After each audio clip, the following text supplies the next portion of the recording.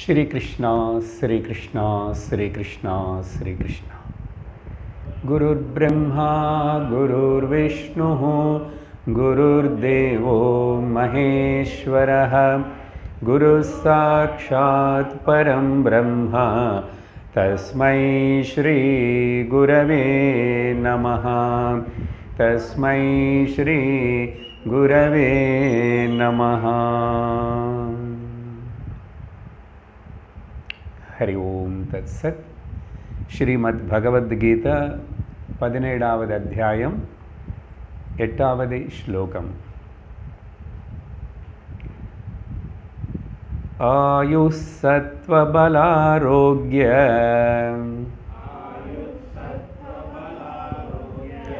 सुखप्रीतिविवर्धनाः Russia Snigdha स्थिरा हृद्याः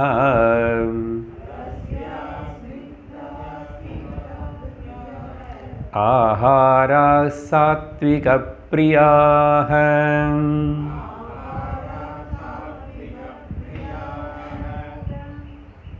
ஸ்ரத்தாத்ரய விபாக யோகம் அப்படின்னு சொல்லப்படுற இந்த 17வது அத்தியாயத்தில் பகவான் கிருஷ்ணர் அர்ஜுனன் கேட்ட கேள்விக்கு பதில் சொல்ல தொடங்கி, அர்ஜுனன் 3 வகையான குணங்கள் இருக்கிற சுபாவங்கள் இருக்கிற மக்கள், சாத்விக, ராஜசிக, தாமசிக. அவங்க எப்படி ஒன்று பூஜிப்பாங்க, 3 பேருமே பூஜை செய்வாங்க, எப்படி வழிபடுவாங்க, என்ன வித்தியாசம் இருக்குது, அதில் ஏதாவது சேஞ்சு டிஃபரன்ஸ் இருக்கான்னு கேட்டான். அதுக்கு பதில் நேராக பகவான் சொல்ல தொடங்கி, ஆமாம் 3 பேருக்கு வித்தியாசம் இருக்குது, 3 குணங்கள்னால 3 வகையான சுபாவங்கள் இருக்கும் அப்படின்னு சொல்லி, அந்த பஜனை பண்ணுறது, பூஜை ஆராதிக்கிறது மட்டும் இல்லாமல் நான் உனக்கு ஒரு 4 விஷயங்களை பற்றி நான் சொல்ல போகிறேன். இந்த வேற்றுமை, ஸ்ரத்தா, அதில் ஈடுபாடு ஆகாரத்திலும் இருக்குது, யக்னத்திலும் இருக்குது, தபம்லும் இருக்குது, தானத்திலும் இருக்குது. சாம்பிளுக்கு 4 பற்றி சொல்கிறேன். முன்னாடியே ப்ராமிஸ் பண்ணார் பகவான். பண்ணிப்போ இந்த 8வது ஸ்லோகத்தில் முதல் ஆகாரம் பற்றி சொல்ல தொடங்கி, ஆகாரம் எவ்வளோ முக்கியம், ஒரு மனுஷன் ஆத்ம வித்யக்கு முயற்சி பண்ணுறான்னு சொன்னால் அவனை சாத்விக ஆகாரத்தினை எடுத்துக்கிட்டு சத்வகுணத்தினை வளர்த்துக்கிட்டு தான் ஞானம் அடைய முடியும். சத்வகுணம் நிறைஞ்சு இல்லைன்னா அவனுக்குள்ள ஞானம் அடையிறது கஷ்டம், சாத்தியப்படாதுன்னு சொல்லிட்டு, அதனால் ஆகார விஷயத்தினை சொல்ல தொடங்கி சாத்விக் ஆகாரம் பற்றி சொல்ல தொடங்கிட்டார். இதில் நம்ம பல விஷயங்களை பார்த்து முடிச்சிருக்கோம். ஜஸ்ட் ஞாபகப்படுத்துகிறேன். இப்படிப்பட்ட ஆகாரம் அந்த சாத்விக ஸ்வபாவம் குணம் இருக்கிறவங்களுக்கு பிடிக்கும். அதனால் சொல்லும்போது அந்த ஆகாரம் எப்படி இருக்கணும்னா அதுக்கு 4 விஷயங்கள் சொல்கிறாரு. ருச்சியாக இருக்கணும், ரஸ்யாக, அர்த்தம் என்னன்னா அதில் சாரம் இருக்கணும், அது சக்தி கொடுக்கணும். டெலிஷியஸ்ன்னு சொல்லுவோம். ரஸ்யாகன்னா ரசமன் அர்த்தம். ரசமன் என்ன, சாரம் இருக்கணும். அதில் சத்து மாவு, சத்து இருக்கிறதுனால சத்து மாவு. அப்புறம் 2வது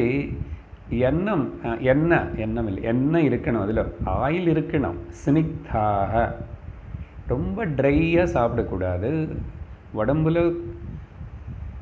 கொழுப்பும் தேவை, ஆனால் அது ஜாஸ்தியாக இருக்கக்கூடாது. அதனால் ஆகாரத்தில் ஃபேட் கண்டென்ட்டும் இருக்கணும் அப்படின்னு சொல்லி ஸ்னிக்தாக. ஸ்னிக்தானே வார்த்தை ஸ்னேகம், எண்ணத்துக்கு தெரியல மலையாளத்திலும் எங்கே ஸ்னேகம்னா எண்ணம், சாரி எண்ணெய், ஓகே, ஆயில். ஏன்னா அது ரெண்டுத்தையும் சேர்க்கறது. இப்போ ஆயில் தொட்டுட்டு இங்கே உடனே நமக்கு ஒட்டுக்கும் இல்லையா? அதனால சரீரத்தில் பல பாகங்கள் எல்லாத்தையும் அது பிடிச்சி வைக்கும் ஃபேட்டுன்னு. அது வேறு அதனோட பிரயோஜனங்கள் இருக்குது. அப்புறம் ஸ்திராக சரீரத்தில் ஆகாரம் சாப்பிட்டதே ரொம்ப நேரம் இருக்கக்கூடாது, உடனே அது இதாகி வெளியே போகக்கூடாது. அதுக்கு நான் அதிஜீர்ணம், குஜீர்ணம், அஜீர்ணம்னு 3 சொல்லியிருக்கேன். அடுத்தது கடைசி ஹிருத்யாக.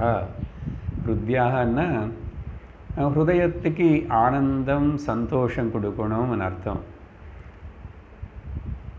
அப்படின்னா இங்கே அர்த்தம் ஹிருதயன்னு மனசு. மொத்தத்தில் அந்த ஆகாரம் உனக்கு மனசு மேலே அது நல்ல விதமான ஒரு பலம் கொடுக்கணும். அதுக்கு கூட நான் பல விஷயங்கள் எல்லாம் சொல்லியிருக்கேன். இவ்வளவு சொல்லி அப்போது இதெல்லாம் லட்சணங்கள் தான் சொன்னார். அந்த ஆகாரம் எப்படி இருக்கணும் சொன்னால் என்னென்ன இருந்தால் அது சாத்விக ஆகாரம்னா அது ஆயுனி வர்த்தனம் செய்யணும். இங்கே கூட 5 விஷயங்கள்னு பகவான் சொல்கிறாரு. ஆயுஷு எவ்வளோ ஆயுஷு பகவான் கொடுத்தாரோ, ஆனால் அது நம்ம ஆகாரத்தினால குறைஞ்சி க்ஷீணிச்சு போகக்கூடாது. ஆயுஹு வர்த்தனம். அப்புறம் சத்துவம் அப்படின்னா சத்துவ குணத்தினை வளர்த்தணும். பொதுவாக சரீரத்துக்கு தெம்பு கொடுக்கணும், பலம் கொடுக்கணும். மொத்தத்தில் ஆரோக்கியம் ஒழுங்காக இருக்கணும். அப்புறம் சுகம் கம்ஃபர்ட்டாக இருக்கணும். ஃபிசிக்கலாவது மென்டலாவது சாப்பாடுனால அது ரொம்ப தொந்தரவு பண்ணக்கூடாது. நம்மளே சுகமாக இருக்கணும். இப்படி அந்த ஆகாரம் பார்த்தாவே கண்ணுக்கு, நாக்குக்கு, மனசுக்கு எல்லாத்துக்கும் கூட பிரீத்தி கொடுக்கறதா இருக்கணும். அதனால தான் அந்த பிரீத்தி வர்தனாக అనేది நான் எல்லாத்தையும் சேர்த்துக்கணும்னு சொல்லியிருக்கேன். ஆயு வர்தனம், சத்வவர்தனம், பலவர்தனம், ஆரோக்கியவர்தனம் சொல்லி மொத்தமாக சேர்த்து சொல்லும்போது அது ப்ளூரல விவர்தனாக அப்படி ஆகிடுது. சரி, இத்தனை விஷயம் பேசியிருக்கோம். அப்புறம் இன்னும் ஒரே ஒரு விஷயத்தினை இதில் சேர்த்து நீ புதுசாக சொல்லணும். என்ன சாப்பிட்றதா இருந்தால் கூட அது கடவுளுக்கு அர்ப்பிக்கணும். அதில் நைவேத்தியம் கொடுக்கணும். சுவாமிக்கு முன்னாடி கொண்டு போய் வைக்கிறது அதெல்லாம் சரி, பிரார்த்தனை பண்ணணும். அது பல வாட்டி சொல்லியிருக்கோம், ஞாபகப்படுத்துகிறேன். ஆகாரம் சாப்பிடும்போது பலதே இருக்குது பிரார்த்தனை. ஒன்று இப்படி நினச்சிக்கணுமா, அன்னம் பிரம்மா, அன்னம் பிரம்மா ரசோ வை விஷ்ணு. அந்த அன்னத்தில் இருக்கிற சாரம் விஷ்ணு. அந்த சாப்பிட்ற நான் போக்தா மகேஸ்வரக. யார் சாப்பிட்றான்? ஹிருதயத்தில் பகவானே 15வது அத்தியாயத்தில் சொல்லியிருக்கார், அகம் வைஸ்வானரோ பூத்வா பிராணினாம் தேகம் ஆசிரிதா. நானே சாப்பிட்றேன், உள்ள சமைக்கிறேன், அப்படியெல்லாம் சொன்னார் இல்லையா? ஸோ இந்த அன்னம் பிரம்மா ரசோ விஷ்ணு போக்தா மகேஸ்வரா ஸ்லோகம் பாதிதான் சொன்னான். இப்போ இன்னும் முடியல. அது இது சஞ்சித்ய இப்படி நினச்சி பாவிச்சு புஞ்சானக யார் சாப்பிட்றானோ அன்னதோஷ ந லிப்பியதே. அவனுக்கு அதில் ஏதாவது தோஷம் இருந்தால் அந்த தோஷம் அவனுக்கு ஒட்டுக்காது, ஒன்றும் செய்யாது அனி ஒரு ஸ்லோகம். அப்புறம் 6வது அத்தியாயத்திலே பகவான் இன்னொரு விஷயத்தினை சுருக்கமாக சொல்லியிருக்காருங்க. 6வது அத்தியாயம் தியானம் பற்றி சொல்லதுனால நிறைய விஷயங்கள். யுக்தாஹார விஹாரஸ்ய யுக்தசேஷ்டஸ்ய கர்மசு. அங்கே your food habits, recreation, everything should be moderate. யுக்தம்னா மோடரேட்டாக இருக்கணும். அதி சர்வதா வர்ஜையே, அதியாக பண்ணக்கூடாது. ஜென்ரலாக ஒரு இது கொடுத்தார். இங்கே டீட்டெயில்டாக சொல்லிகிட்ருக்கிறார். ஸோ இதுதான் 8வது ஸ்லோகத்தில் நம்ம பார்த்தோம். இன்றைக்கி இப்போ 9வது ஸ்லோகத்தில் ராஜசிக ஆகாரம் பற்றி சொல்கிறார். படிக்கிறோம். கட்வம் லலவணாஸ்த்யுஷ்ணா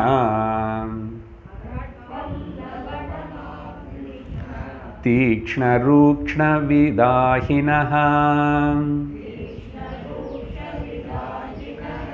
ஆஹாராராஜசஸ்ரேஷ்டாः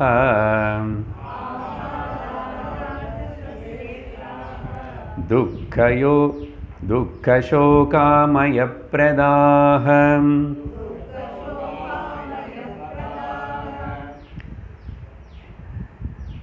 இது ராஜசிக ஆகாரம். ராஜசஸ்ய இஷ்டாக, ரஜோகுணம் இருக்கிறவங்களுக்கு இப்படிப்பட்ட ஆகாரம் பிடிக்கும் அப்படின்னு சொல்லும்போதும் முதல் அது எப்படி இருக்கும் ஆகாரம், என்ன பலம் అనేది. அப்புறம் முதல் அது ரொம்ப கட்வம். முதல் கட்வம் அண்ணா ரொம்ப கசப்பு. இங்கே ரொம்ப அనే வார்த்தை அதி அనే பதம் இருக்கு அங்கே. அது எல்லாம் சேர்ந்து படிக்கிறதுனால அங்கே அதி அனே இது இருக்கிறது தெரியாது. ஓகே, தீஷ்ண அதி உஷ்ண அதி அనే பதம் அங்கே இருக்குது. அந்த அதி என்ன டூ மச், ஜாஸ்தி. அது அதி எல்லாத்துக்கும் சேர்த்துக்கணும். இங்கே ரொம்ப கசப்பு, ரொம்ப கசப்பானது அப்படிலாம் சாப்பிடக்கூடாது. இப்போது பாவக்காய் நல்லது டயபிட்டிஸ் இருக்கிறவங்க சொன்னால் கூட பாவக்காய் ஜூஸ் எல்லாம் அப்படி சாப்பிடக்கூடாது. ஆயுர்வேதிக் மெடிசன்ஸ் நிறைய அப்படி தான் கசப்பாக இருக்கும். ஆனால் அது மெடிசனாக ஏதோ ஓகே, ஆகாரமாக இல்லை. அதனால் ரொம்ப கசப்பாக இருக்கிறதையும். அப்புறம் சில பேருக்கு பிடிக்கும். இது நமக்கு பிடிக்காதனால அப்படி இருக்குமான்னு சொல்லக்கூடாது, இருப்பான் பல வகையாக. அடுத்தது அதி புளிப்பு. புளிப்பு சில பேருக்கு ரொம்பவே பிடிக்கும். நார்மலாக போட்டால் பத்தாது, அவங்க அப்படி பழகி இது நார்மல் தான் அப்படின்னு சொல்லுவாங்க. ஓகே, ஒருத்தர் அப்படி அதி. சுவாமி சொல்லுவார், சவுத் இந்தியாவில் ஒரு வீட்டில் மாதத்துக்கு ஒரு 5-6 கிலோ புளி. என்ன சாம்பாரோ சாம்பார் இல்லையா? ரசத்தில் வேணும் சாம்பார் மெயினாக. புளி அந்த அளவுக்கு சாப்பிடக்கூடாது, மோடரேட்டர். அப்புறம் அப்படியே உப்பும் ஜாஸ்தி. உப்பு இது சில பேர் எக்ஸ்ட்ரா போட்டுக்குவாங்க, பத்தாது. நாக்கு அப்படி பழகி ரொம்ப உப்பு சாப்பிட்றது அப்படி சில பேர் இருப்பாங்க. சாப்பாட்டை பரிமாறும்போது சைடில் உப்பு போடணும்னு எதுக்குன்னு சொன்னால் ஏதாவது அசல் போடவே இல்லைன்னா தவிர சில பேர் அது சாப்பிட்டு பார்க்கல இன்னும் உப்பு வேணுமா வேணும். அவனுக்கு என்ன பழக்கம்னா உப்பு எடுத்துட்டு எல்லா இதுலையும் இப்படி ஸ்ப்ரிங்கிள் பண்ணுறது பழக்கம். அவ்வளோ உப்பு சாப்பிட்றது. பொதுவாக ஊறுகாய் எல்லாத்துலேயும் உப்பும் இருக்கும். ஏன்னா உப்பு நிறைய இருந்தால் தான் அந்த ஊறுகாய் தாங்கும். அதனால தான் பொதுவாக டாக்டர் கொஞ்ச நாளுக்கு அப்புறம் ஊறுகாய் அதெல்லாம் சாப்பிடாதுங்க, என்ன வயசாகிடுச்சு, இப்போ பிபி வர சான்சஸ் இருக்கு, கொஞ்சம் இருக்குது இப்போன்னு சொல்லுவாங்க. உப்பு ஊறுகாய் அது ஏதோ அதில் இன்னும் கூட பலது எல்லாம் இருந்தால் புளிப்பாக இருக்கும், இல்லைன்னா உப்பாக இருக்கும், இல்லைன்னா காரமாக இருக்கணும். ஆந்திரா ஊறுகாய்ன்னு லோக்கத்தில் ஃபேமஸ்.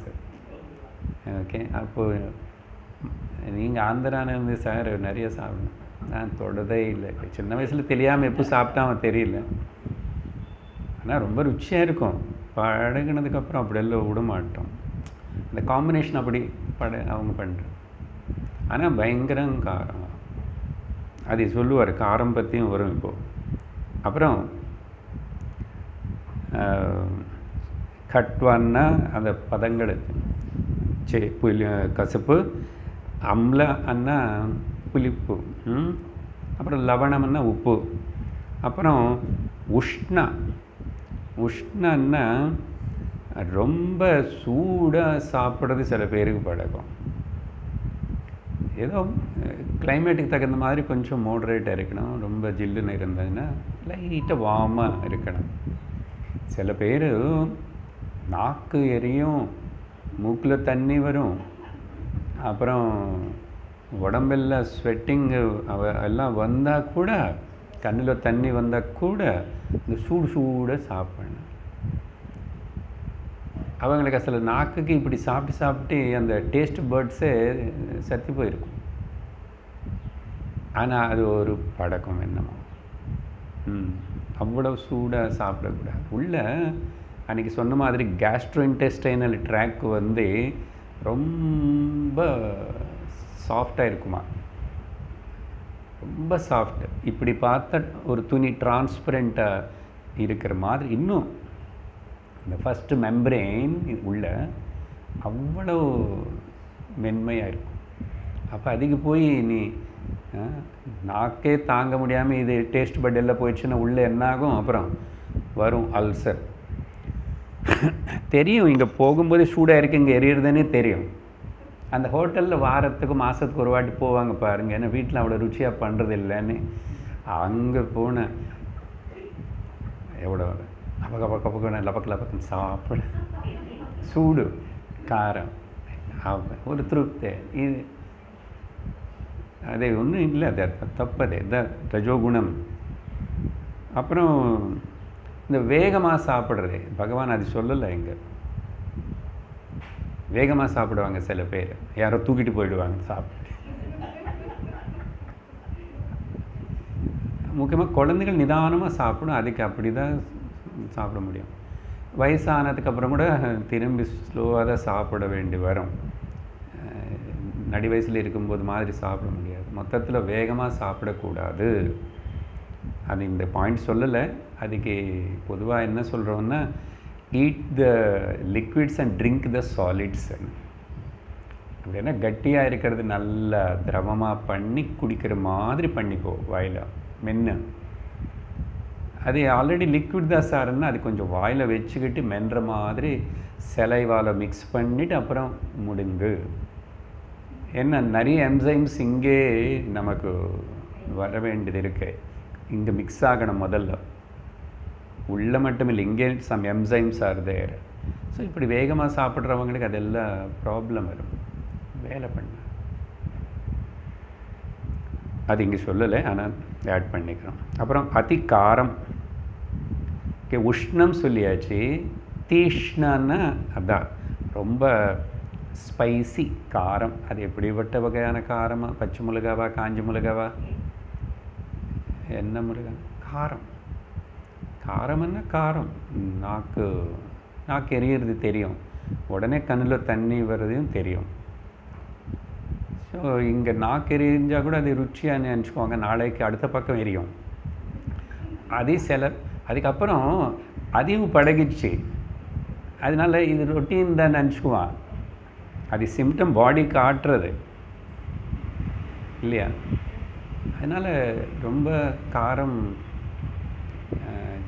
முக்கியமாக அந்த க்ரீன் சில்லிஸ் வந்து அப்படியெல்லாம் ஏதோ ஸ்மெல்லுக்கனி அப்படின்னு ஏதோ இவ்வளோ போட்டால் இருக்கணும். ஓகே, சும்மா மிளகு பெப்பர் தூள் போட்டால் கூட போதும், அந்த அளவுக்கு காரம் போதும். அது 4-5 பண்ணி க்ரஷ் பண்ணி அது பண்ணி அப்படியெல்லாம் போட்டால் என்ன ஆகும் காரம். சாப்பிடக்கூடாது. இதெல்லாம் ரஜோகுணம் இருக்கிறவங்களுக்கு பிடிக்கிற. ஸோ இந்த மாதிரி தீஷ்ண, அப்புறம் ரூஷ்ண. Okay, hot and pungent. Okay, அது ஹாட்டுன்னு சொல்லிட்டோம். இதை பஞ்சண்ட்டுன்னு இந்த மாதிரி ரொம்ப அது அப்படி போட்ட புண்ணாயிடும் அந்த மாதிரி இல்லையா? சென்சிட்டிவ் பிளேஸில் கொஞ்சம் இங்கே தொட்டிட்ட பச்சை மிளகா எரியும் இல்லையா? கைக்கு எரியல. இங்கே எங்காவது பட்டால் கூட எரியும். அப்புறம் அப்போ உள்ளே எப்படி இருக்குன்னு சொன்னால் இல்லை இப்போது. அதனால் அப்படிப்பட்ட பஞ்சண்ட். அப்புறம் ட்ரை. ஓகே, ரூக்ஷன்னா அர்த்தம் ட்ரை, ரொம்ப ட்ரையாக இருக்கிற சாப்பாடு. ஸோ அங்கே சொன்னதுக்கு எல்லாத்துக்கும் இங்கே ஆப்போசிட்டாக இருக்க பாருங்க. ஓகே, அங்கே ஸ்னிக்தாக ரஸ்யாக சாத்விக ஆகாரம், இங்கெல்லாம் ஆப்போசிட்டாக இருக்குது. ரொம்ப ட்ரையாக இருக்கிறது ஏதோ அப்படி இருந்தால் கூட அதை கொஞ்சம் சைடில் அதிக தொட்டுக்கிறதுக்கு வச்சுக்கிறோம். முக்கியமாக இந்த ஃப்ரை பண்ணுறது எல்லாமே ட்ரை தான். ஃப்ரை பண்ணுறது எல்லாமே கூட ட்ரை தான். அந்த ஃப்ரை என்ன எத்தனை வரும்னா, டீப் ஃப்ரை என்ன, டபுள் ரோஸ்ட்ன்றான். அப்புறம் பார்த்தா சில பேர் கருப்பாகிடும், அதை கறி மாதிரி ஆகிடும். அந்த சம் கைண்ட் ஆஃப் பொட்டேட்டோ ஆகுது, அதாவது இதாவது பஜ்ஜி ஆகுது, அந்த இன்னொரு பக்கம் அப்படி கருப்பான ஆனால் கூட அது சாப்பிடுவான். அப்படி கொஞ்சம் அப்படி ப்ரௌன் ஆகி கொஞ்சம் டார்க் ஆகணும். என்ன ஆச்சு தெரியுமா, அந்த ஃபுட்டு சத்தி போச்சு. சத்தி போய் சும்மா கறி என்ன கார்சினோசிக் மெட்டீரியல்னு சொல்லுவாங்க. அந்த கருப்பானதுக்கப்புறம் அவ்வளோ காஞ்சி போனதுக்கப்புறம் அது கேன்சர் வர்றதுக்கு இது பண்ண. அது எல்லாமே ட்ரை ஃப்ரூட் தான். ஆனால் பண்ணது வெஜிடபிள் தான் கொண்டு வந்தான். ஆனால் அது அவ்வளோ பண்ணுவான். இப்போ பாவக்காய் கசக்குதுன்னு சொல்லிட்டு கொஞ்சம் வறுத்த பண்ணுறான். ஆனால் அது ரொம்ப கருப்பாகி அப்படியே கிறிஸ்பியானதாக சில பேருக்கு அப்படி இல்லை. ஆயிலில் ஃப்ரை பண்ணாவே அது டைஜஷனுக்கு நல்லது இல்லை. அதனால் ஏதோ கொஞ்சமாக இப்போது தவிர எல்லா நாளும் பொரியல் எல்லாம் ஃப்ரைன்னு பண்ணக்கூடாது. சரியா? அப்போ எண்ணெயும் ஜாஸ்தி ஆகிடுது, அது ஃபுட்டு சத்தி போயிடுச்சு. அது டை ஆல்மோஸ்ட் இப்படி சாப்பிடக்கூடாது. கடைசியில் என்ன சொல்கிறாருன்னா, மொத்தத்தில் இது விதாஹின எரிச்சுடும். என்ன எரிச்சுடும்? நாக்கு எரிஞ்சு போச்சு, உள்ள டைஜஸ்டிவ் ட்ராக் எரிஞ்சு போச்சு. அதுக்கப்புறம் கொஞ்ச நாளுக்கு அப்புறம் பசி அங்கே வேறு எல்லா ப்ராப்ளம்ஸ் வந்துடுது. சரியா? அப்படின்னு மொத்தத்தில் சரீரம் மொத்தமே சூடாயிடும். வயிற்று கொட்டும், வயிறு ஸ்வெட்டிங் வரும் இல்லையா, சூடாகும். அதான் ஹைப்பர் ஆக்டிவ் ரஜோகுணம் இருக்கிறவங்களுக்கு இப்படிப்பட்ட சாப்பாட்டெல்லாம் பிடிக்கும். அது இன்னும் அந்த ஆக்டிவேட் பண்ணி ரொம்ப இதாகிடுவான், ஓவர் டைனமிக் ஆகிடுவான். அர்த்தம் என்னன்னா, மனசு டர்புலண்ட்டாக இருக்கும். கடைசியில் மனசு மேலே தானே வேலை பண்ணும் ஆகாரம்னு சொல்லிட்டோம், சாத்விக ஆகாரம். இப்போ இது எப்படி வேலை பண்ணும்? இது ஆஜிடேட்டட் மைண்டு ஆஜிடேட் பண்ணும் ரொம்ப. ஸோ இதெல்லாம் ராஜசிக ஆகாரம். சரி, பகவான் என்ன சொல்கிறாருன்னா, இது பேசும்போதே நமக்கு அதோட எஃபெக்ட் என்னன்னு சொல்லிட்டோம். பகவான் அங்கே ஆயு சத்வம் பலம் சொன்ன மாதிரி இங்கே 3 சொல்கிறாரு. துக்கம் சோகம் ஆமய பிரதாக. ஓகே, துக்கம் சரீரத்துக்கு தற்காலத்துக்கு கூட அது துக்கம் கொடுக்கறது ஆக்சுவலாக இல்லையா? நாக்கு எறிகிறது, கண் எறிகிறது, எல்லாம் எறிகிறதுன்னு சொன்னால் அது துக்கம் தானே, பீடை. சரீரத்துக்கு ஒரு பெயின் கொடுக்கறது. அப்புறம் சாப்பிடும்போது நல்லா தான் இருக்கு, அப்புறம் தான் வருத்தப்படுவான், ஏன் இப்படி எல்லாம் சாப்பிட்டான்னு சொல்லிட்டு மறுபடியும் சாப்பிடுவான். இப்போது ஹோட்டலுக்கு போய் ஏதோ சாப்பிடணும்னு, என்ன சாப்பிடணும்னு தெரிய வேண்டாமா? அங்கே அவன் எழுதினதெல்லாம் பார்த்த ஃபோட்டோ எல்லாம் கன்றாவில்லை, சாப்பிட்டுட்டு என்ன ஆகும்? கண்டிப்பாக அதோட எஃபெக்ட் அப்புறம் தெரியும். அப்படி இருந்து சரீரத்துக்கு பீடைக்கரு. ஏன் சவுண்ட் நடு ட்ராப் ஆகுது? ஹரி ஓம். சரி, துக்கம்னா அங்கே சரீரத்துக்கு மீன். அப்புறம் கொஞ்சம் நாளுக்கு அப்புறம் வரும், அது சொல்லுறாரு. அப்புறம் இப்போதைக்கு முதல்ல சாப்பிடும் போதே துக்கம். ஓகே, கண்டிப்பாக கான்ஸ்டிபேஷனோ ஒவ்வொரு டைரி ஏதோ ஒன்று வரும் வெளியில் சாப்பிட்றவங்களுக்கு. நம்ம ஒரு நாள் அங்கே ஏதோ எக்ஸ்ட்ரா அப்படியெல்லாம் சாப்பிட்டா அடுத்த நாள் ஒரு மாதிரி இருக்கும். சம் சேஞ்சஸ் பாடி ஒத்துக்காது, ஏற்றுக்காது. அப்புறம் சோகம். ஓகே, அந்த சோகம் கடைசியில் வச்சுக்கிட்டு ஆமயப்பிரதம். ஆமயம்னா வியாதி. அதுக்கப்புறம் பிற்காலத்து கொஞ்சம் நாளுக்கு அப்புறம் அதுக்கப்புறம் வியாதி வரும், டிசீஸ் வரும். அப்புறம் டிசீஸ் வந்ததுக்கப்புறம் இனிமேல் இங்கே இவனுக்கு சோகம்தான். ஓகே, ஹெல்த்து பார்த்துக்க வேண்டிய டைமில் பார்த்துக்கலன்னு அப்புறம் வெல்த் எல்லாம் செலவு பண்ணணும். பார்த்துக்கிட்டாவே செலவாகும். சரியா? அன்றைக்கி சொன்னோம் இல்லையா, ஆகாரம் இப்படி சாப்பிட்றதுனால வியாதியே வராதுன்னு சொல்லக்கூடாது. நமக்கு இங்கே முக்கியமாக இது மனசு மேலே ஆத்தியாத்மிக வளர்ச்சிக்கு எப்படி உபயோகப்படுதுன்னு சிந்திக்கிறோம். சரியா? ப்ளஸ் பாஹ்யமாகவும் இங்கெங்கே தெரியுது. ஸோ துக்கம் கொடுக்கும், சோகம், ஆமயப்பிரதம், டிசீஸ் வரும். இதுதான் இதெல்லாம். ஓகே, இது இப்படி சொல்லணும்னா சரீரத்துக்கு தற்காலத்துக்கு பெயின் வருதா, அப்புறம் ரெண்டு அதோடைய எஃபெக்ட் வந்து மனசு மேலே, மனசில் சோகம் ஏற்படுத்தும், அப்புறம் தேகத்துக்கு வியாதி கொண்டு வரும் அப்படின்னு சொல்லி இதெல்லாம் ராஜசிக ஃபுட்டுன்னார். அதுக்கப்புறம் 10வது ஸ்லோகத்தில் தாமசிக ஆகாரம் பற்றி சொல்கிறார். 3வது போஜனம், சாரி வேடு யாத்தயாமம் கதரசம் பூதி பர்யுஷிதம் ஷயத் உச்சிஷ்டமபி சாமேத்யம் போஜனம் தாமசப்ரியம். தாமச குணம் தமோ குணம் இருக்கிறவங்களுக்கு இப்படிப்பட்ட போஜனம், அவங்களுக்கு ஆகாரம் பிடிக்கும் அப்படின்றார். என்ன சொல்கிறார் இங்கே வரிசையாக? முதல்ல வந்து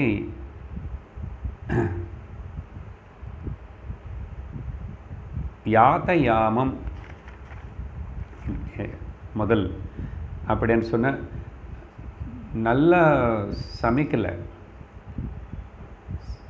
சரியாக வேகலை, ஹாஃப் குக்குடு எல்லாம் சாப்பிடக்கூடாது. சில பேர் ஹாஃப் பாயில்டுன்னு எது சொல்கிறேன். ஓகே, குக் பண்ணக்கூடாதது ஃப்ரூட்ஸ் குக் பண்ண மாட்டோம், ஆனால் ஆகாரம் குக் பண்ணி தான் சாப்பிடணும். எல்லாம் நேச்சுரோபத்தின்னு சொல்லிட்டு அவங்க ஏதோ சொன்னால் கூட ஆகாரம் குக் பண்ணலன்னா, அக்னி கூட அது டச் ஆகலைன்னா இந்த ரைஸ் ஆகுது, சீரியல்ஸ் ஆகுது, காய்கறி அது சரீரத்துக்கு ஒத்துக்காது. சரியா?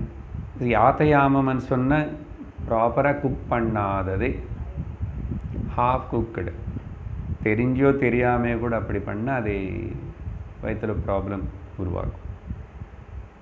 அப்புறம் 2வது கதரசம். மேலங்க ரசம்னார். கதரசம்னா டேஸ்ட்லெஸ்ஸு, அதில் ஒரு சத்தும் இல்லை, ருச்சியும் இல்லை, டேஸ்ட்டு. முதல்ல அங்கே டெலிஷியஸ்ன்னு சொன்னோம் சாத்விகத்தில், இது டெலிஷியஸாகவே இருக்காது. ஓகே, ராஜசிகனில் கூட ஏதோ டெலிஷியஸாக பண்ணிட்டு இருந்தாங்க. தாமசிக ஆகாரம் விரும்புகிறவங்கள அது ஒன்றும், அதில் ஒரு ருச்சி இல்லை, ஒன்றும் இல்லை, ஆனால் என்னமோ சாப்பிடுவான். கதரசம்னா டேஸ்ட்லெஸ்ன்னு அர்த்தம். ஓகே, இந்த டீப் ஃப்ரை பண்ணது கூட நீங்கள் காரம் போடாமல், மசாலா போடாமல் சாப்பிட்டு பாருங்கள், மண்ணு சாப்பிட்ற மாதிரி இருக்கும். அதே பாயில் பண்ணி நீ உப்பு போடலை, காரம் போடலை, எதுவுமே போடலை, சும்மா வெஜிடபிள் கடித்தா கூட அதுக்குன்னு தனி ஒரு டேஸ்ட் இருக்குது, நேச்சுரல் டேஸ்ட்டுக்கு மாதிரி அதுக்கு ஒன்று இருக்குது. எதுவுமே போடாமல் கூட சாப்பிடலாம். குழந்தைக்கு அப்படி தானே கொடுப்போம், முதல்ல க்ரஷ் பண்ணி கேரட் ஆகுது, ஏதாவது சாஃப்ட் வெஜிடபிள் எதுவுமே ஆட் பண்ணல. நீ டீப் ஃப்ரை பண்ணதுக்கப்புறம் ஆட் பண்ணாமல் சாப்பிட்டு பாருங்க. பட் அது பண்ணால் அதில் எதுவுமே இல்லை, கதரசம். அது மேலே இப்போ இவன் எல்லாம் போடுவான், இதெல்லாம் போட்டுட்டு நாக்குக்காக சாப்பிட்டேன், ஒன்றும் பிரயோஜனப்படாதது கதரசம்.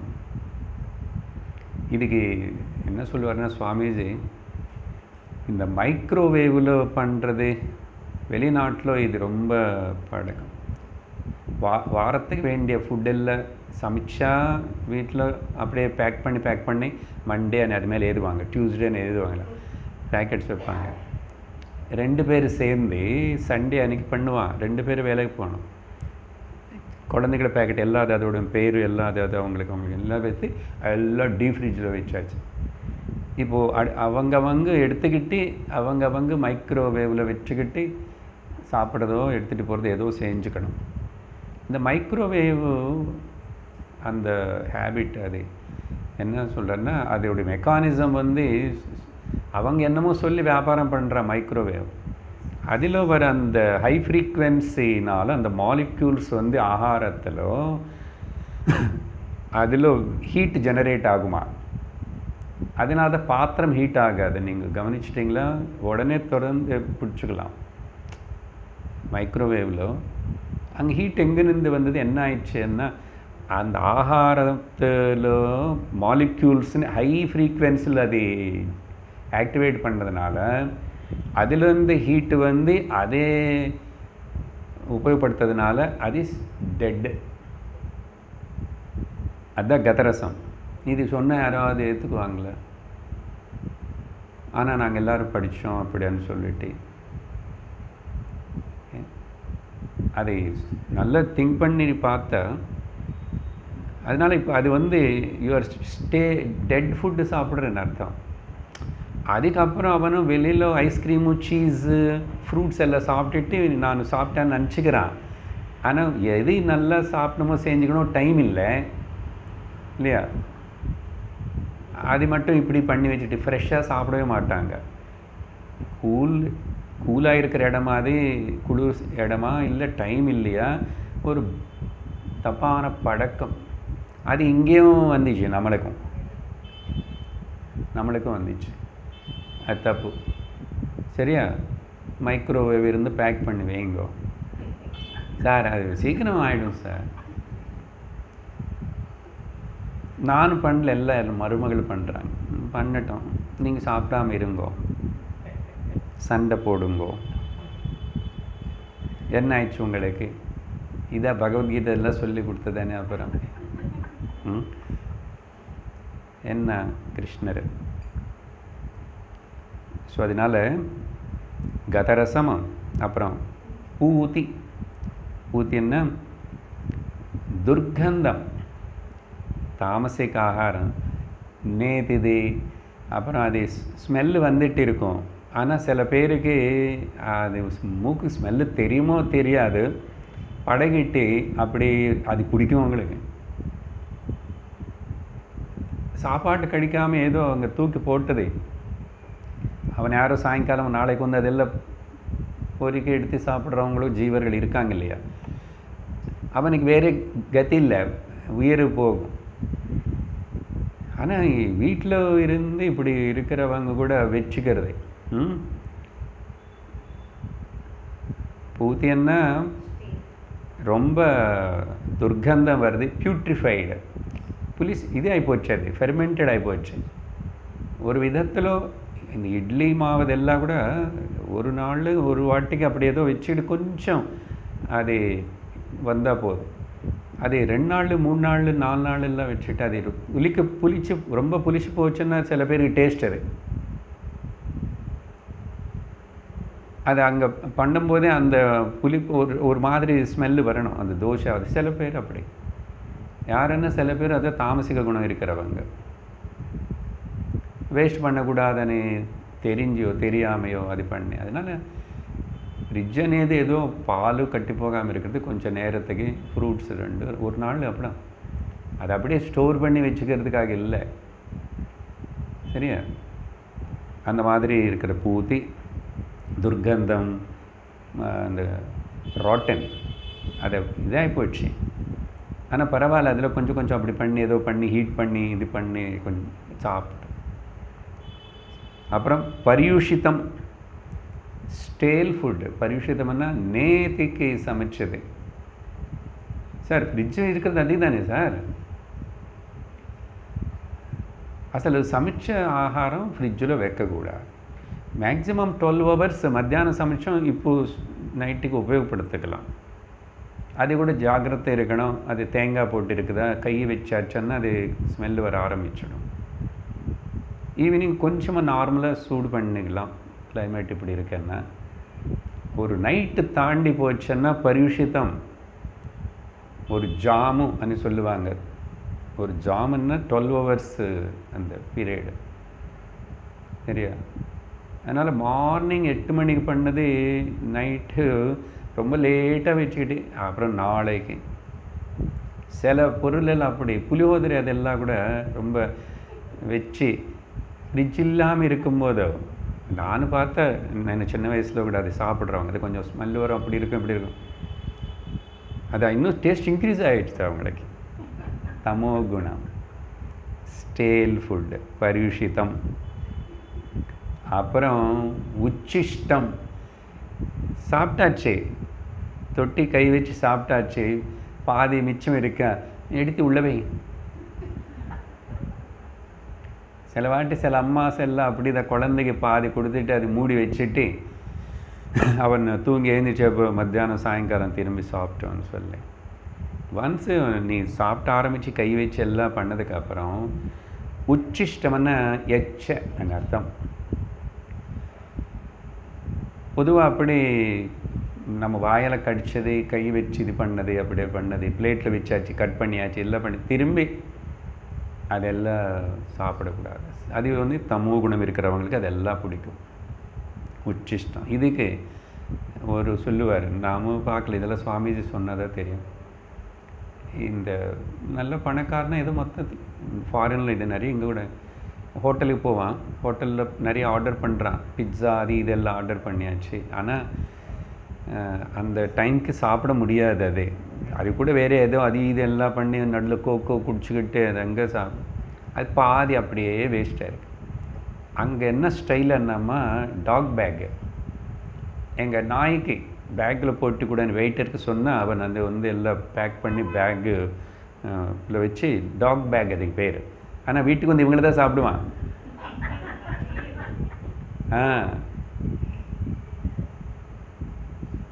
அப்படி கஞ்சூஸ் சில பேர் இருக்காங்க. அது வேஸ்ட் ஆகி போயிடுவானே.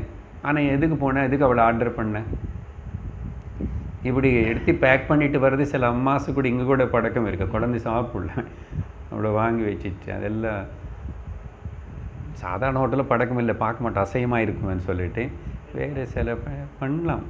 அவங்கள்கிட்ட பேக் இருந்து எடுத்து போட்டுக்கும். ஸோ டாக் பேக் இதெல்லாம் பண்ணுறாங்க. எல்லாம் பெரிய பெரிய நாடு தான், படித்தவங்கள தான், ஸ்டைலு பீப்புள் தான்.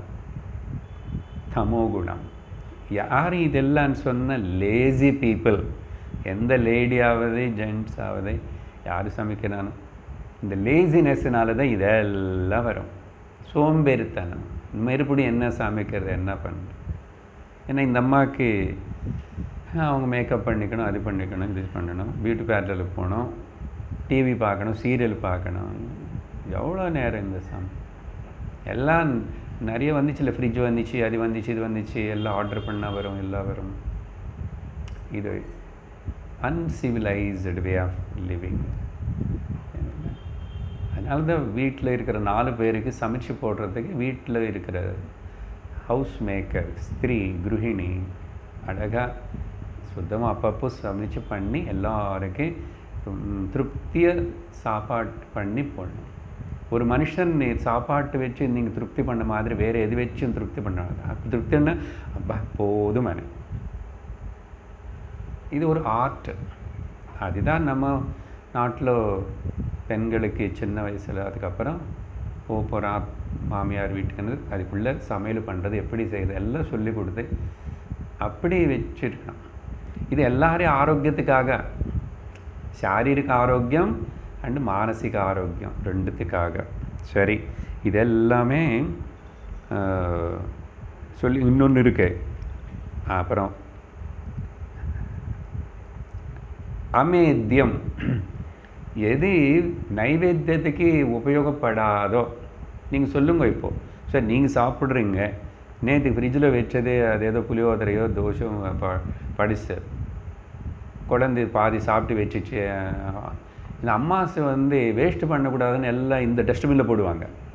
அந்த டஸ்ட்பினில் போடுறதுக்கு பதிலாக இந்த குப்பைத்தொட்டில் போட்டுட்டு அப்புறம் வெயிட் வந்துச்சுன்னு வராமல் நான் ஒன்றும் சாப்பிடல, ஏதோ இப்போ அரை சாப்பிட்டா, இப்போ அப்பரை கொஞ்சம் கொஞ்சம் அலமாரில் இருக்கிறது எல்லாம் அரையில் சாப்பிட்டுட்டு இருந்த வராதா? கிரைண்டர் கிடையாது, வீடு துடைக்கிறது பெருக்கிறது கிடையாது, வாஷிங் மிஷின் எல்லாம் வச்சுக்கிட்டு அப்புறம் அப்போது வேலை இருந்துச்சு. ஸோ இங்கே விஷயம் என்னென்னா அமேத்தியம்னா, இப்போது உதாரணத்துக்கு நம்ம காஃபி பழக்கம் இருக்கும் சில பேருக்கு, காஃபி டீ எல்லாம் சொல்லலை நானும், அதெல்லாம் இந்த ரஜோகுணத்தில் வரும். சொல்லாதுங்க சார், சொல்லணும், இப்போ சொல்லலைன்னு அப்புறம் இந்த டாபிக்கு திரும்பி வராது. காஃபி டீ అనేది நம்ம சம்ஸ்காரம் இல்லை. முதல் இதெல்லாம் வெளிநாட்டில் கொண்டு வந்து இங்கே அது வளர்த்து வச்சுட்டு ஏதோ பண்ணிட்டான். அதுக்கப்புறம் எடிக்ஷன், அடிமையாகிறோம். காஃபி சாப்பிட்றவனு காஃபி அந்த டைமுக்கு இல்லைன்னா கொஞ்சம் சூடாக இல்லைன்னாவே தலைவலி வரும், டைமுக்கு வரலன்னா தலைவலி வரும், டீ ஆகுது, தூக்கம் கட்டி போயிடும், டைஜஷன் இதாகிடும், எடிக்ட் ஆகிட்டு 2 வாட்டி 3 வாட்டி சாப்பிடணும்னு தோணும். அதே பால் பழக்கம் இருக்கவனுக்கு பால் இல்லைன்னா ஒரு வாட்டி ஏதாவது ஆகிடுதா, தலைவலி வருதா? வரல. அது பார்த்து தெரிஞ்சுக்கலாம் இல்லையா எடிக்ஷன்னு. அது என்னென்னா பிரெயின் ஸ்டிமுலேட் பண்ணுறதுக்கு அதில் என்னமோ இருக்குது, கெஃபீன். அதனால் இந்த காஃபி டீ இதெல்லாம் கூட இந்த பேட் ஹேபிட், சரியா? ஆனால் இப்போ விட முடியாத அளவுக்கு, இப்படி சொன்னால் நம்ப முடியாத அளவுக்கு பழகிட்டோம். இப்போ தெரிஞ்சால் கூட விட முடியாது, ரொம்ப கஷ்டம். அதனால் ஜாக்கிரதை, உடனே விட முடியாது. If you have will power and அப்படி இருந்தால் எத்தனையோ வருஷம் பழகப்படுத்தினதுக்கு குடிக்காரன்னு அவனை விடுறதுன்னு அவனுக்கு தெரியும், குடிக்கிறது நஷ்டம் எல்லாம் தெரியும், ஆனால் விட முடியல. அதே மாதிரி தான் டீ காஃபி கூட, ஒருத்தன் குடிக்காரனா எடிக்ட் ஆகிடுருக்கான், இன்னொருத்தர் டீ காஃபிக்கு எடிக்ட் ஆகிட்டான், கஷ்டம். பால் சுகர் இல்லாமல் கூட சாப்பிடலாம். சப்போஸ் சுகர் டயபிட்டிஸ் ஏதாவது சொன்னால் டாக்டர், காஃபி டீ சுகர் இல்லாமல் சாப்பிட்றது எவ்வளோ கஷ்டம். அதுக்கப்புறம் கஷ்டப்பட்டு பழக்கப்படுத்துகிறான். சுகர்லெஸ் இல்லை, நோ சுகர் டீ காஃபி கேட்டு கசப்பாக இருந்தால் கூட, கசப்பாக தான் இருக்கும், ஆனால் வேணும், பழகிடுச்சு. ஸோ அதெல்லாமே ரஜோகுண இதுதான். அமேத்தியம் అనేதுக்கு அது என்ன சொல்லுவார், நைவேத்தியம். இப்போது எனக்கு காஃபி பழக்கம் தான். காஃபி நீங்கள் யாராவது சுவாமிக்கு நைவேத்தியம் பண்ணுறீங்களா? ஏன் உங்களுக்கு பிடிச்சது பண்ணணும் இல்லையா? இல்லை, இப்போது மாதத்துக்கு ஏதோ வாரத்துக்கு ஒரு நாள் நான்வெஜ் சாப்பிட்றாங்க, அது கூட கொஞ்சம் கொண்டு போய் அவருக்கு வைங்களேன். ஏன் சுவாமி மட்டும் வெஜ்ஜு, நான் மட்டும் நான்வெஜ்ஜு, இது என்ன?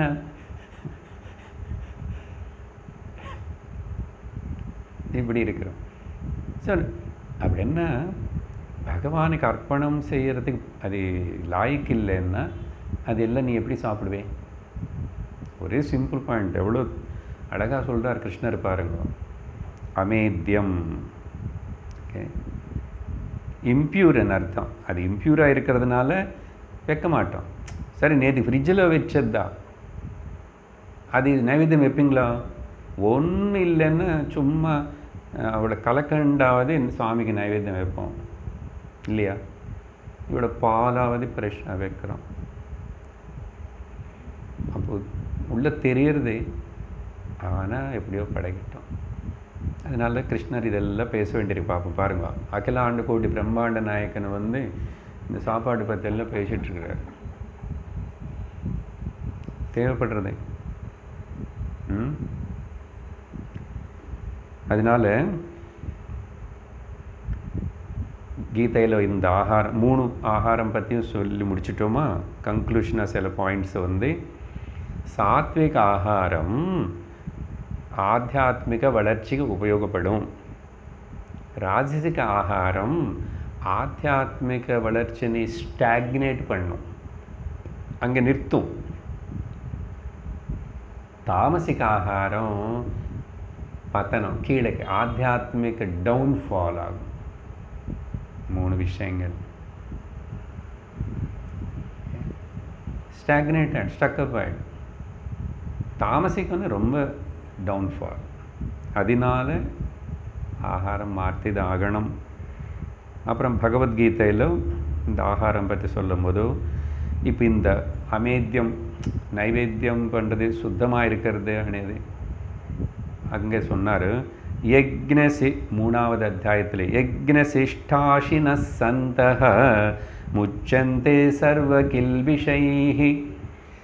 யக்ஞமாக பாவிச்சு சுத்தமாக அப்பு சமைச்சு பண்ணி ஃப்ரெஷ்ஷாக இருக்கிறது பகவானுக்கு அர்ப்பணம் பண்ணதுக்கப்புறம் அது யக்ஞ சிஷ்டம் மிச்சம். யக்ஞம்னு பகவானுக்கு ஆஃபர் பண்ணோம், நல்ல மனசோடு பண்ணியிருக்கோம், சுத்தமாக பண்ணியிருக்கோம், ஃப்ரெஷ்ஷாக பண்ணியிருக்கோம். அப்படிப்பட்ட ஆகாரத்தை யார் சாப்பிட்றானோ அவங்க வந்து சர்வ பாபங்கள், சர்வ பாபம்னா இங்கே கில்பிஷம்னா பாபம், கில்பிஷம்னா அழுக்கு, மனசில் இருக்கிற அழுக்கு எல்லாம் அசுத்தத்தை எல்லாத்துலேருந்து விடுவிக்கப்படுவான். பார்த்தீங்களா, ஆகாரத்துக்கு எங்கே எவ்வளோ இம்பார்ட்டன்ஸ் கொடுத்து.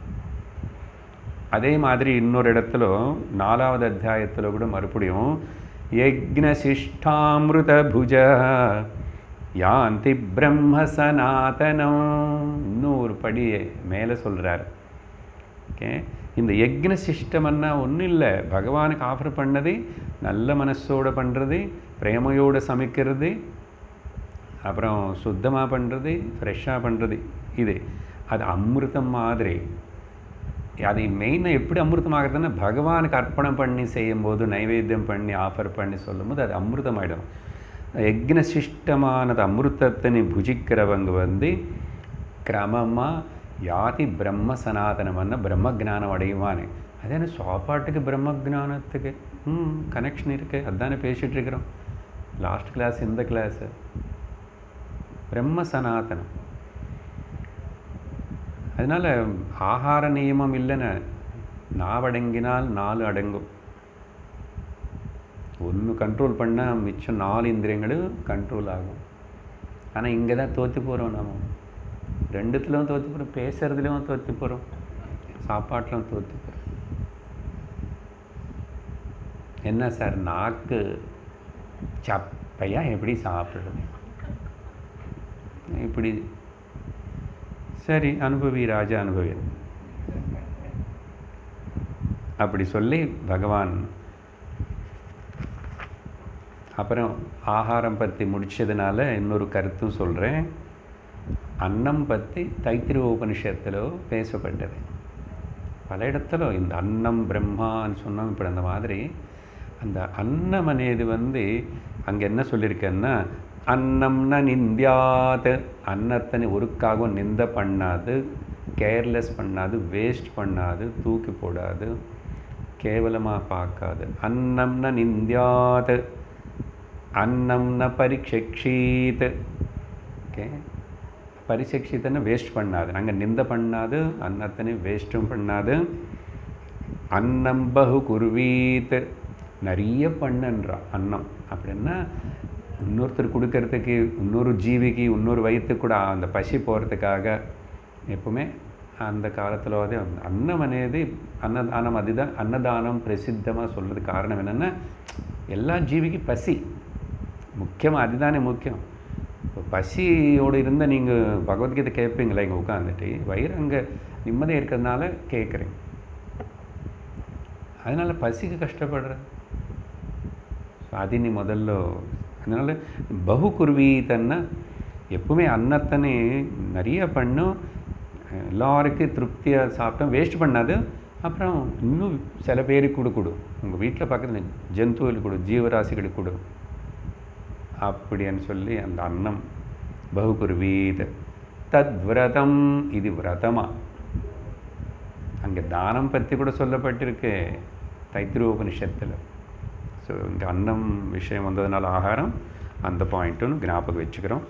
அடுத்தது பகவான் இப்படி ஆகாரம் பற்றி இவ்வளோ சொல்லி ஓகே சிந்திக்கணும். ஒன்று ஒன்றும் சிந்தித்து கொஞ்சம் கொஞ்சம் நம்மளை நம்ம மாற்றிக்கணும். சரியா? டாக்டர் சொன்னதுக்கப்புறம் ஆரோக்கியம்காக மட்டும் இல்லை, ஆரோக்கியம் போனதுக்கப்புறம் பண்ண முடியாது. What is right and wrong and good and bad? Okay, எதுக்கு இவ்வளோ ஃபுட் ஸ்டால்ஸு ரோட்டு மேலே ஈவினிங் டைம் அப்படின்னா வீட்டில் யாரும் சாப்பிட்றதில்ல சரியா? எந்த தாய்மாரும் ஒழுங்க சமைச்சு போடுறதில்லை. நீங்கள் சாப்பிட்டுட்டு அப்படியே எனக்கு கொண்டு வாங்க ஒரு பேக்கெட் அப்படி. இது ஈவினிங் டைம் பாருங்க, அந்த புதுசாக வந்துச்சா குட்டி குட்டி தான் ரோடு சைடு, எவ்வளோ டிமாண்டு. அவன் என்னமோ, அவன் கை என்னமோ, அவன் என்ன பாவமும் குடிச்சிருக்கானா என்னானோ அவன் சமைச்சு அதை கொண்டு வந்து ருச்சியாக இருக்கு. அப்புறம் இந்த பிஸ்ஸா, அது என்ன மசாலா, அது டெட் ரேட் மாதிரி.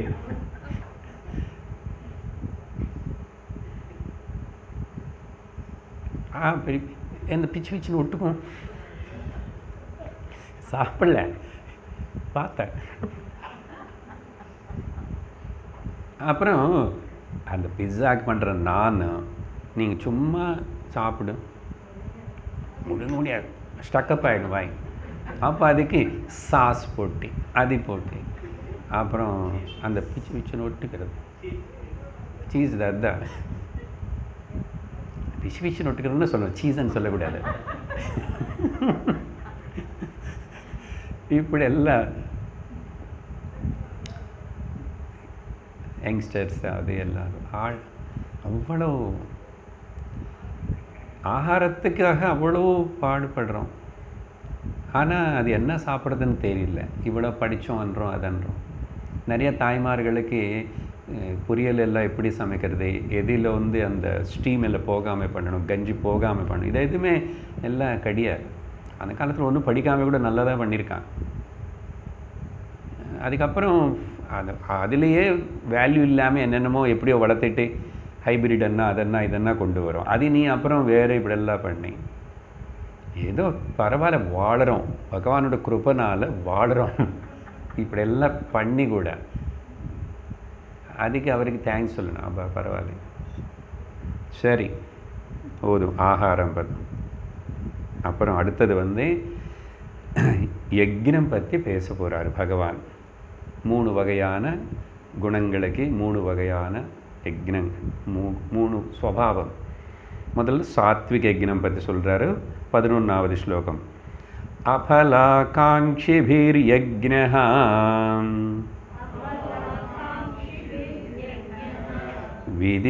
விதித்ருஷ்டோ ய இஜ்ஜதே இஷ்டவ்யமேவேதி மனஹ யஷ்டவ்யமேவேதி மனஹ சமாதாய ச சாத்விகஹ.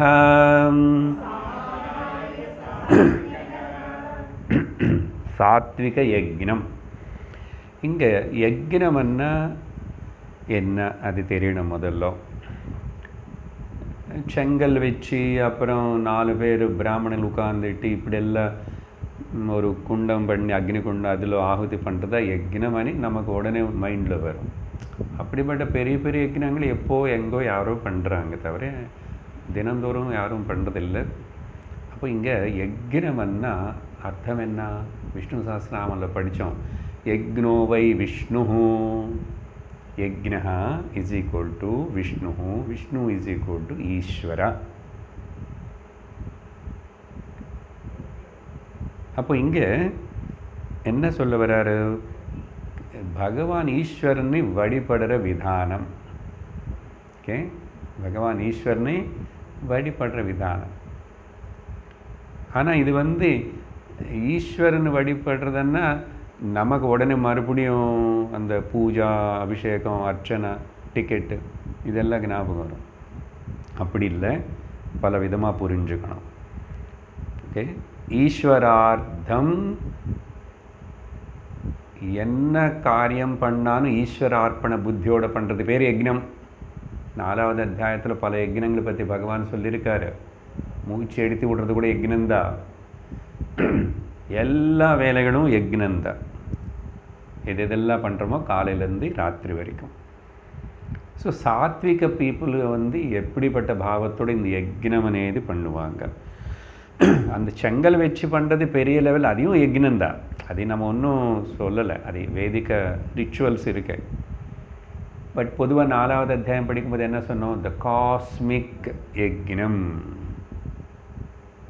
காஸ்மிக் யக்னம் பற்றி சொன்னோம். த ஹோல் காஸ்மாஸே ஒரு பெரிய யக்னமாக நடந்து கொண்டிருக்கிறது. அதில் உன்னுடைய பாகம் நீ எப்படி, அதில் உன்னுடைய பங்கு என்ன, எப்படி செய்யணும்னது. சாத்விக குணம் இருக்கிறவன் வந்து ஸோ சாத்விக யக்ஞ சக யஹ விஜ்யதே, யார் இந்த விதமாக 3 பாயிண்ட் சொல்கிறாரு. மனசமாதானாய, சமாதாய அப்படின்னு அர்த்தம் ஹோல் ஹார்ட்டட்லி, இங்கிலீஷில் சொல்லணும்னா ஓகே, ஹோல் ஹார்ட்டட்லி, மனப்பூர்வமாக, ஹிருதயபூர்வகமாக. இன்னொரு அர்த்தம் சாந்தமான நிம்மதியான மனசோட, சமாதானமான மனசோட, மனசமாதாய. அப்படின்னா அப்புறம் விதி திருஷ்ட அப்படின்னா சாஸ்திரம் சொன்னபடி, விதி சாஸ்திரம் எப்படி சொன்னதோ இது எப்படி பண்ணணும்னு சாஸ்திர விதிபூர்வகமாக செய்கிறது, அக்கார்டிங் டு த ஸ்கிரிப்சுரல் இன்ஜங்ஷன்ஸ். 3வது ரொம்ப முக்கியம், அபலாகாங்ஷிபிஹி, எதுவுமே எதிர்பார்க்கக்கூடாது. இங்கே முக்கியமாக இப்போ பகவானை ஆராதிக்கிற விஷயம் எடுத்துக்கிறோம், பூஜை யக்ஞம்னு அதுதானே. அப்போது பூஜை பண்ணும், ஆராதனை பண்ணும், எல்லாம் பண்ணும், ஆனால் எதுவுமே ஆசிக்கலை, எதுவுமே ஆசிக்கலை. அப்போ லிஸ்ட்டில் வந்து நம்ம எல்லோரும் அவுட்டு, ஹோட்டல் லிஸ்ட்டில் இல்லை, பேரே காணும். ஓகே, பலத்தின ஆசிக்காமே இருக்கு. அப்போது இது ஆசைப்படும். ஸோ 3 விஷயங்கள் தான். அப்போது பதார்த்தம் சொல்லிட்டே இப்போ வேறு பாருங்கோ.